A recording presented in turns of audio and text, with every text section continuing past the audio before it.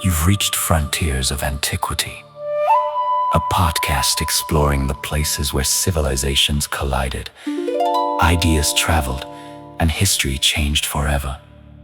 Thank you for listening.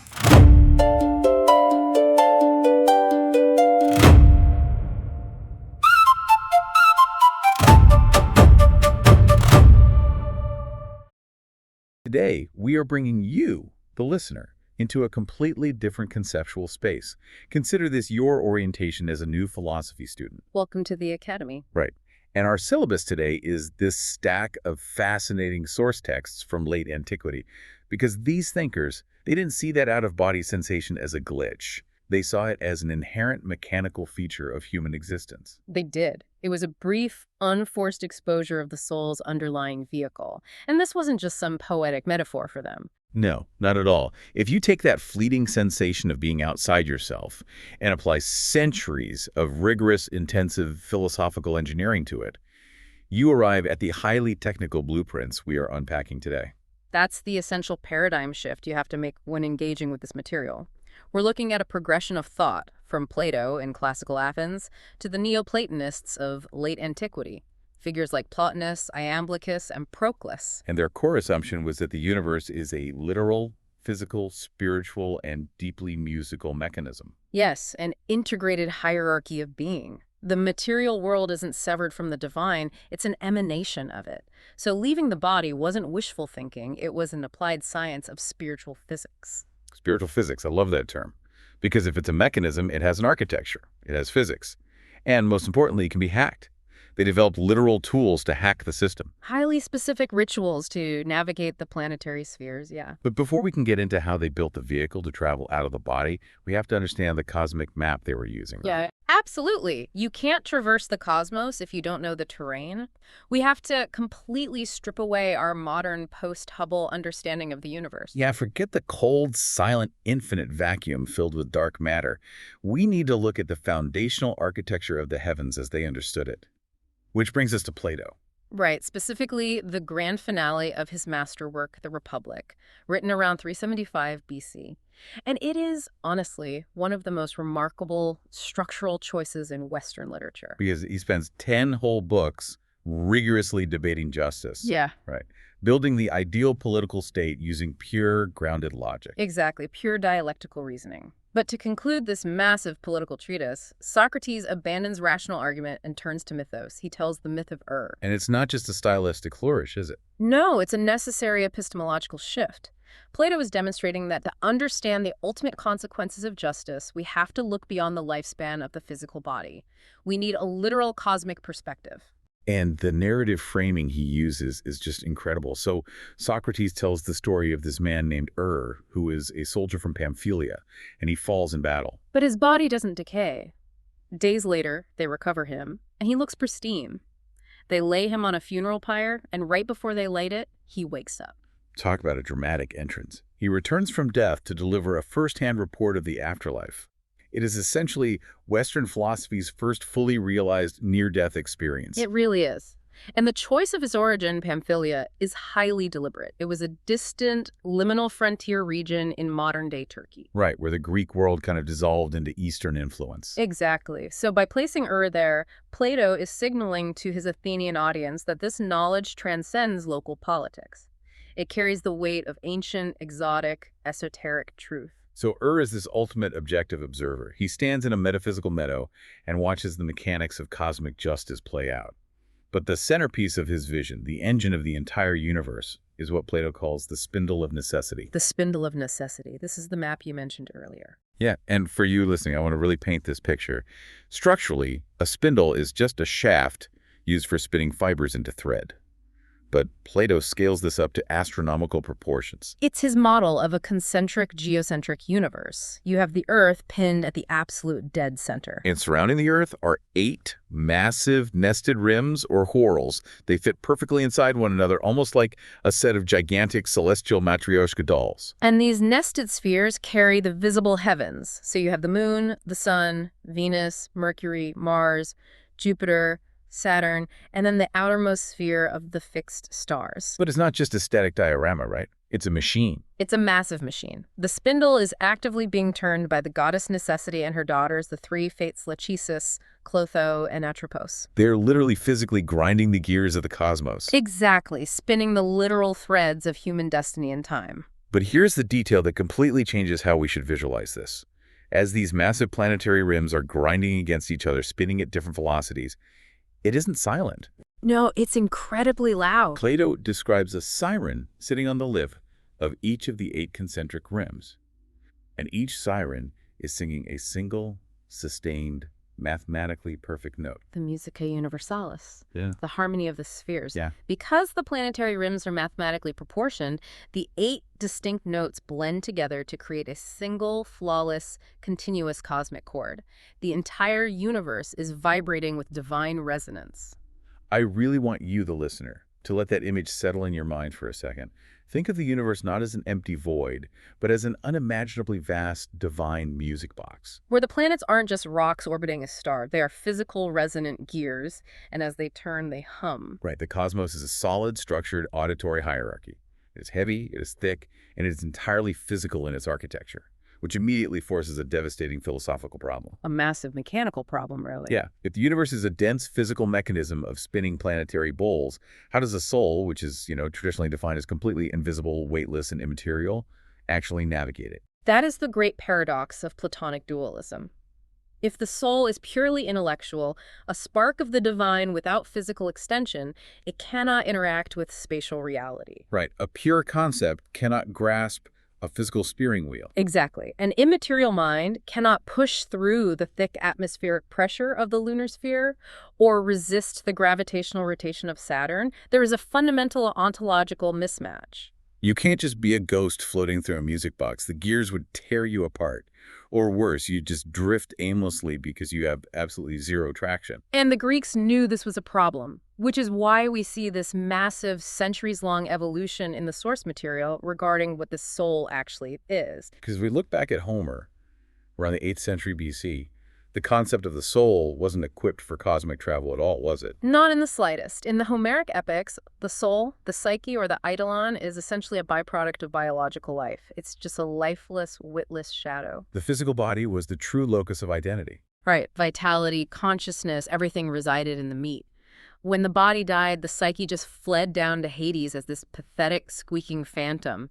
It was entirely devoid of memory or agency unless, it was temporarily animated by drinking sacrificial blood. It's a totally biologically dependent model.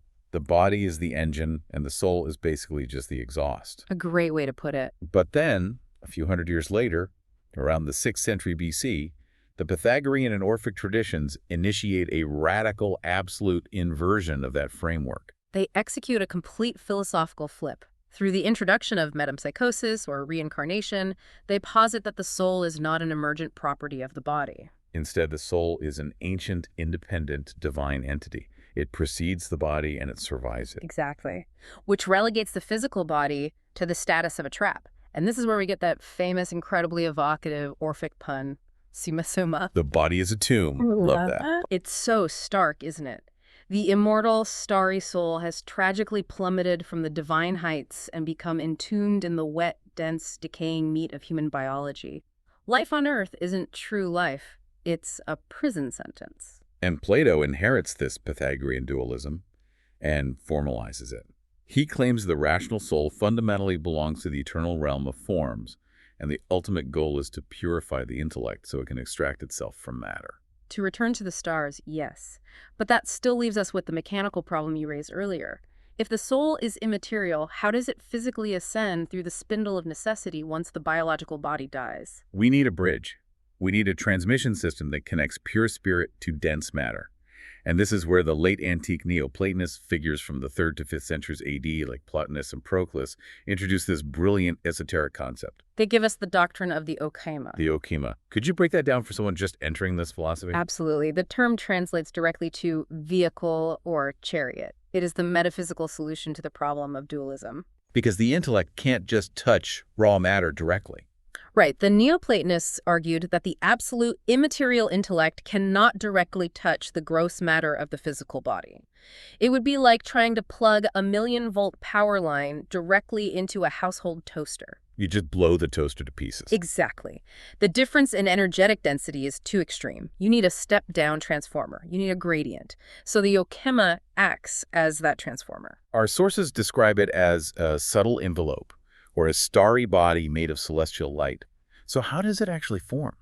Well, the idea is that as the pure soul begins its descent from the divine realm, falling down through those concentric planetary rims we talked about, it isn't naked. Okay, so what happens as it passes through each planetary sphere? It gathers a layer of that sphere's subtle matter. It accretes celestial sediment. As it passes through the sphere of Saturn, it takes on a layer of Saturnian frequency. As it drops through Mars, it gathers Martian pneuma, and so on. So by the time it reaches the earthly plane and enters a biological embryo, the immaterial soul is safely housed within this luminous semi-physical astral vehicle. Precisely. The okhema houses the soul, and the physical biological body houses the okhema. It makes me think of an astronaut. Like, if you are going to drop a fragile, oxygen-dependent human into the lethal, freezing vacuum of deep space, you can't just shove them out the airlock. That would go poorly, yeah. Right. They require an environmental suit, a localized, highly engineered vehicle that mimics their home conditions, but is resilient enough to withstand the hostile exterior environment. That's a compelling visual. The okhema is the cosmic spacesuit the soul wears to survive its immersion into physical matter. But we should refine the analogy slightly to stay true to Proclus's mechanics. How so? A modern spacesuit is manufactured and then put on. The okhema is more like an organic crystallization. Proclus actually posited that there are two vehicles. Oh, wait, two of them. Yes. The higher, completely luminous vehicle that is eternally attached to the soul, and the lower pneumatic vehicle that is temporarily gathered from the planets during descent. Got it. And it is this lower, heavier vehicle that gets weighed down by earthly passions, emotional turbulence, and irrational desires. That distinction is crucial because it's not just a static vehicle. It's a vehicle that reacts to your moral and mental state. Exactly. If you live a life entirely consumed by base material desires, your okhema absorbs that density. It gets thick, cloudy, and heavy. And when your physical body dies, a dense, heavy okhema simply lacks the metaphysical buoyancy to rise past the lower atmosphere. It gets stuck. It gets subjected to the brutal winds of the sublunary realm until it is basically dragged back down into another physical reincarnation. Which brings us to the ultimate operational question for you as the student. If the goal of human existence is to avoid that terrible fate, to purify the vehicle, shed the planetary layers, and launch the okhema back through the spindle of necessity, how exactly is that achieved? How do you initiate the launch sequence? Right. How do you start the ascent? And this is where the source material gets incredibly dramatic, because the answer to that question caused a massive foundational schism in the Neoplatonic world. A huge philosophical war over human capability versus divine intervention. Because initially, the founder of Neoplatonism, Plotinus, had a very specific, purely intellectual approach to launching the vehicle. Plotinus was operating in the mid-3rd century, right? Yes, and he was an intellectual purist. He developed the doctrine of the undescended soul. He argued that no matter how degraded or distracted we become by physical life, the absolute highest peak of our rational intellect never actually fell. So part of us is still up there. Exactly. It remains perennially tethered to the divine source, which he termed the One. So we are already plugged into the divine mainframe. We've just let our localized awareness get entirely consumed by the sensory noise of the physical body. That's his argument. Therefore, for Plotinus, the method of ascent was exclusively internal and intellectual. He practiced and taught an intense, grueling form of philosophical contemplation called dialectic. By ruthlessly stripping away sensory input, emotional attachment, and even conceptual language. Right, he believed you could force your mind's eye to travel up that existing tether. Through sheer cognitive willpower and moral purity, you could achieve a temporary, ecstatic, out-of-body union with the divine. And his student Porphyry documented that Plotinus actually achieved this transcendent state multiple times. He did. It's a very empowering framework, really. It relies entirely on human agency. It says that you have the inherent capacity to pull yourself out of the matrix of the physical world just by thinking perfectly. It's incredibly optimistic. But then, as we move into the early 4th century, a brilliant philosopher named Iamblichus comes onto the scene. And Iamblichus looks at Plotinus's entire framework and essentially tears it down to the studs. He really does. Iamblichus delivers a devastating critique of Platonian optimism. He argues that Plotinus fundamentally misjudged the reality of the soul's descent. Because for Iamblichus, there is no pristine, undescended part of the intellect waiting for us in the heavens. None. The soul fully crashed. It plummeted completely into the dense, chaotic realm of generation and matter. Our intellect is compromised. It is fractured, bruised, and inherently limited by its structural immersion in biology. It's the difference between thinking you only have a sprained ankle versus realizing your entire leg is shattered. That's exactly it. Iamblichus is saying that relying on human reason to achieve divine ascent is like trying to pull yourself out of a swamp by violently yanking upward on your own hair. The physics are simply impossible. You're using a broken instrument to try and fix the instrument. Precisely. Iamblichus stated that pure philosophy, no matter how rigorous the dialectic, is ultimately just the manipulation of mental concepts. It is human thought moving around within a human skull. It lacks the ontological horsepower to physically alter the okhema. Right. It can't launch it through the planetary spheres. The chasm between the human and the divine is too vast to be bridged from the bottom up. So, if human reason isn't enough, what is the mechanism? If we are fundamentally trapped at the bottom of the cosmic well, how on earth do we get out? This is where Iamblichus introduces the radical paradigm shift that dominated late antiquity, theurgy. The term theurgia translates literally to God work, as opposed to theology, which is just God talk. God work. Yeah. Iamblichus argued that since we cannot reach up and save ourselves, we must rely on the gods reaching down to pull us up, and the gods provided specific, physical, ritualistic tools to facilitate that extraction. So true soul elevation. The anagoge required divine intervention invoked through precise, physically grounded magic. Yes, mapped out in sacred texts like the 2nd century Chaldean oracles. Okay, I have to pause here and push back on behalf of you, the student, because this transition feels incredibly jarring. How so? Well, we start with Plato's elegant theory of forms and Plotinus's soaring ascetic intellectualism, the very foundations of Western rational thought. And then Iamblichus steps in and says, actually, reasoning is useless. What we really need to do is burn specific herbs, chant ancient names, and perform ritual magic. Right. It sounds like a massive downgrade, a catastrophic regression. It sounds like high philosophy deteriorating into base superstition. Why wasn't Iamblichus just laughed out of the academy? It's funny you say that, because that is exactly the perspective many 19th and early 20th century historians took. They viewed theurgy as an embarrassing corruption of Greek rationalism, an infection of irrational mysticism. But that view has changed. Completely. Modern scholarship has reevaluated Iamblichus. The traditional philosophers didn't reject theurgy because Iamblichus didn't present it as superstition. He presented it as a mathematically precise, applied extension of Platonic cosmology. Wow, okay. If the universe is a physical musical mechanism, then the theurgy is the science of understanding its hidden frequencies and pulling the correct levers. Okay, so let's get into the mechanics of those levers. Let's map out the spiritual physics that made theurgy function. How does a ritual action on Earth physically interact with a cosmic mechanism millions of miles away? The entire system is anchored by a foundational concept called synthemata, or sometimes symbola. Right.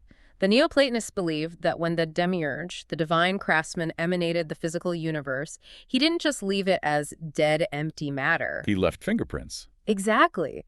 As the divine energy cascaded down through the spindle of necessity, it deposited microscopic traces of its own essence into the physical world. These synthemata are literal ontological fingerprints of the divine embedded directly into raw matter. And these aren't just abstract ideas. These fingerprints are hidden in highly specific tangible objects. The source texts explicitly map them out. They do. Certain types of stone, like lapis lazuli or sapphire, specific plants, like heliotrope or lotus, even the sounds of certain animals, like a rooster or a crow. Or specific geometric arrangements and highly specific acoustic frequencies or strings of vowels. Yes. In Neoplatonic ontology, there are vertical chains of connection called serai, linking everything in the material world back up to a specific planetary or divine source. So a piece of lapis lazuli isn't just a rock that happens to be blue. No, it is structurally, fundamentally tied to the planetary intelligence of Jupiter or the Sun. It contains a dormant divine signature. Let me try an analogy here to really ground this for you. Think of it like a ubiquitous computing environment, or a universe designed by a master software developer. Okay, I'm with you. The programmer didn't just write the physics engine. They hid specific executable cheat codes directly into the source code of the rendering engine. In this framework, holding a sprig of heliotrope isn't just holding a plant. You are holding a physical manifestation of a solar barcode. I like that. And theurgy is the technology used to scan those barcodes. If you bring the right rock, the right plant, and the right sound together in the exact right sequence, you compile the code and send an executable command straight into the planetary software. The code analogy is very helpful, but we must be careful not to imply arbitrary programming. What do you mean? Well, a barcode implies a symbol that is arbitrarily assigned to a product. Synthemata are not arbitrary symbols pointing to the gods. They are the actual localized presence of the gods within matter. They work through the principle of sympathetic resonance. Sympathetic resonance? Well, like tuning fork. Precisely like tuning forks. If you strike a tuning fork pitched to A440 and there is another A440 tuning fork across the room, the second one will spontaneously begin to vibrate. Right. The universe is a network of these harmonic relationships. The theurgist acts as a cosmic acoustician. By gathering the specific stones, burning the specific incense, and chanting the precise divine names associated with a deity, the theurgist creates an intense, localized vibratory field.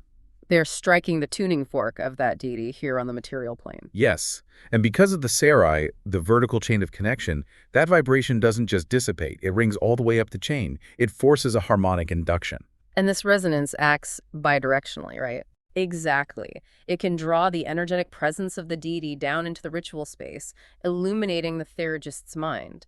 Or, more importantly for our deep dive, it can act as a harmonic updraft. A harmonic updraft. The resonance catches the subtle matter of the theurgist's okhema, lightening it, purifying it of its heavy material sludge, and actively lifting it up through the corresponding planetary gate. It's highly technical. And the later Neoplatonists, particularly Proclus in the 5th century, systematized this exhaustively.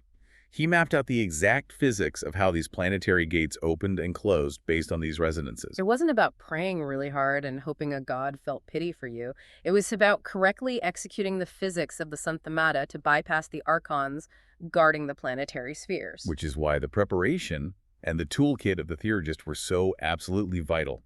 You are attempting to violently decouple your subtle vehicle from your physical nervous system and navigate a hostile, highly structured cosmos. You cannot do that through meditation alone. You need the physical technology. So let's open up that toolkit. If we are standing in the ritual workspace of a late antique theurgist, what are the actual physical devices they are using to generate this resonance?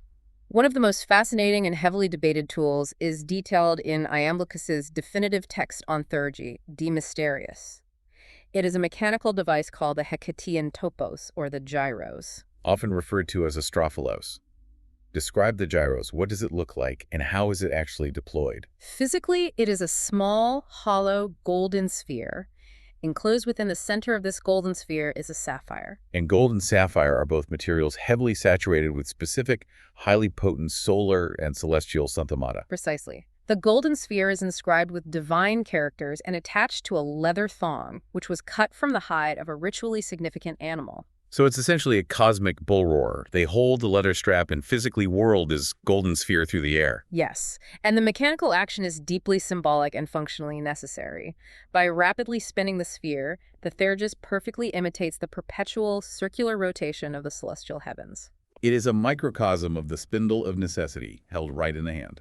Furthermore, as the hollow sphere cuts through the air, it emits a distinct, continuous humming sound, a specific acoustic frequency meant to mimic the harmony of the spheres. And the text explicitly mentioned that this device is used specifically to invoke the goddess Hecate. Now, we need to clarify this for you because the modern conception of Hecate is heavily distorted by later folklore. It really is. People hear Hecate, and they picture the crone goddess of witchcraft, dark magic, and spooky crossroads. But the Neoplatonists are utilizing her in a completely different, highly elevated cosmological context. In the theology derived from the Chaldean oracles, which served as a primary sacred text for these theurgists, Hecate is not a localized witch goddess. She is the cosmic soul. The cosmic soul. She is the vital pulsing membrane that exists between the pure, unapproachable intellectual fire of the Divine Father and the dense material manifestation of the physical universe. She is the life-giving center, the ultimate boundary and mediator. So when the theurgist is spinning the gyros, generating this harmonic resonance, they are intentionally vibrating the cosmic membrane. Yes. They are calling upon the cosmic soul to thin the veil, to unlock the barrier between the physical plane and the noetic realm, allowing their localized okhema to slick through. But initiating the ascent is incredibly dangerous, isn't it? Very dangerous. If you successfully project your okhema into the chaotic, spinning planetary spheres, you are untethered. You risk losing your way, becoming overwhelmed by the planetary energies, and failing to return to your biological body. Therefore, theurgy developed a failsafe. A vital part of the toolkit was the telestic art. The art of animating statues. Telestic. This sounds completely wild to modern ears. We are talking about literally infusing an inanimate object with localized divine consciousness. The goal was to establish a grounded, infallible psychic anchor. The theurgist would construct a small statue, an agalma, often carved from a specific wood corresponding to the deity whose protection they sought. But the exterior carving was secondary. The crucial technological step was hollowing out the interior cavity of the statue. And this is where they pack in the cheat codes. Right. They fill the cavity of the statue with a highly concentrated, meticulously formulated mixture of xanthomata. Crushed lapis, powdered lotus, specific resins, tiny gold plates inscribed with vowels. They're essentially building a bespoke metaphysical radio receiver, perfectly tuned to one specific divine frequency. And through intense ritual invocation, the theurgist forces the sympathetic resonance to a peak, calling the deity to temporarily overshadow or inhabit the physical vessel of the statue. And once the agalma was fully animated, it radiated a continuous pure frequency. Yes. As the theurgists projected their okhema outward, navigating the terrifying expanse of the cosmos, that animated statue acted as a localized lighthouse. It provided an unbroken harmonic tether back to the physical workspace, ensuring a safe return. Exactly. It's a staggering level of preparation. It really is. You have the spinning golden sphere humming in the air, the heavy scent of specific planetary incense burning, the rhythmic vibration of the divine names, and the glowing psychic presence of the animated statue anchoring the room. All working in concert. So when all of those levers are pulled successfully, and the okhema finally breaks free from the biological frame, what is the phenomenological experience? What do the texts say it actually feels like to achieve anagoge? Well, the primary accounts emphasize a profound ontological shock. The very first sensation reported is an overwhelming, unimaginable release of pressure. Because you've left the physical body behind. Right. The localized gravity, the heavy, dragging density of earthly matter and biological existence instantaneously falls away, resulting in a feeling of ultimate, terrifying weightlessness. You are no longer subjected to the laws of physical friction. Exactly. But the visual component is even more striking. The theurgist is flooded by a vision of brilliant, encompassing light. But the texts, particularly the Chaldean oracles, are meticulous in defining this light, right? They are. It is not physical light. It isn't the light of a fire or even the light of the sun. They term it phos, an uncreated divine noetic light. Uncreated light. Yes, it is an intellectual illumination that carries no heat and casts no shadows. It is the raw fabric of divine reality. And entering that light triggers a complete cognitive collapse, or rather, a total cognitive expansion. The sequential, linear progression of time, the way our physical brains process reality 1 second at a time, shatters. Because time is a function of the physical turning of the spindle. By ascending beyond the lower spheres, the theurgist transcends linear time. So what do they experience instead? They describe the terrifying and beautiful experience of perceiving the past, the present, and the future simultaneously. It is a unitive vision. They apprehend the entirety of cosmic fate in a single moment. Yes, Heimermine, in a single unchanging moment of eternal stillness. Okay, I have to step in here and play the necessary skeptic, because if you lay out these mechanics to a modern neurologist or a cognitive psychologist, they're going to immediately raise a massive red flag. Oh, without a doubt. Right. We were talking about individuals sitting in dark, enclosed spaces, inhaling copious amounts of burning, highly psychoactive resins like frankincense and myrrh.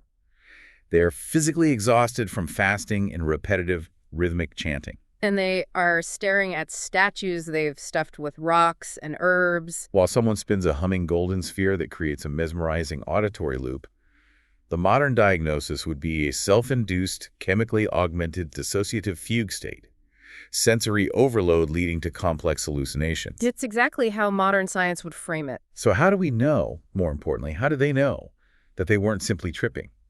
How did they differentiate this profound, uncreated light and the collapse of time from a massive, hypnotically induced hallucination? It is the crucial epistemological question, and the Neoplatonists were not naive to it. They heavily debated the nature of fantasia or imagination. So they knew the mind could play tricks. Absolutely. Their criteria for verifying the objective reality of the ascent did not rely solely on the intensity of the visual or auditory experience during the ritual. Their proof was empirical, based entirely on the aftermath. What does that mean? The proof is in the hangover. The proof is in the permanent restructuring of the individual's character. A hallucination, a drug-induced trip, or a psychotic episode is inherently chaotic, subjective, and disjointed. Right. You might feel enlightened for an hour, but it fades. Exactly. It rarely leaves the individual with a coherent, universally applicable understanding of morality. The theurgic anagoge, however, resulted in profound, lasting moral and intellectual clarity. Because they actually witnessed the mechanics of cosmic justice. Yes. They saw how the spindle turns. They saw the consequences of a life lived merely for physical pleasure. Therefore, the theurgists returned to their physical body permanently altered. Their earthly life aligned perfectly with divine virtue. They became measurably more just, temperate, and emotionally unshakable. For thinkers like Iamblichus and Proclus, a mere neurological glitch or a drug hallucination could not synthesize the perfect moral and intellectual order that followed a successful ascent. The radical transformation of the self was the objective proof of the journey. Exactly. The proof was in how they lived afterward. That makes perfect sense within their framework. If you come back with the cheat codes to living a perfectly just life, the trip had to be real. Now, having mapped out this incredibly intense, high-stakes system of ancient spiritual physics, we have to address the giant, culturally appropriated elephant in the room. Ah, yes. Modern esoteric trends. Right. Because anyone listening who is familiar with modern trends is recognizing massive parallels here. The subtle body of light, leaving the physical frame, navigating different planes of reality. Today, we just call this astral projection. We do. It's all over YouTube, TikTok, and New Age forums. But the parallels are a bit misleading, aren't they? The parallels are undeniable, but mapping the ancient Neoplatonic anagoge directly onto modern astral projection is historically sloppy and conceptually dangerous. The terminology, the metaphysical frameworks, and, most crucially, the ultimate goals have undergone a massive, distorting mutation over the last 1,500 years. Calling what Iamblichus did astral projection is a severe anachronism. So let's trace that mutation for our listeners. Because Plato wasn't writing about astral projection, where does that specific phrase even originate?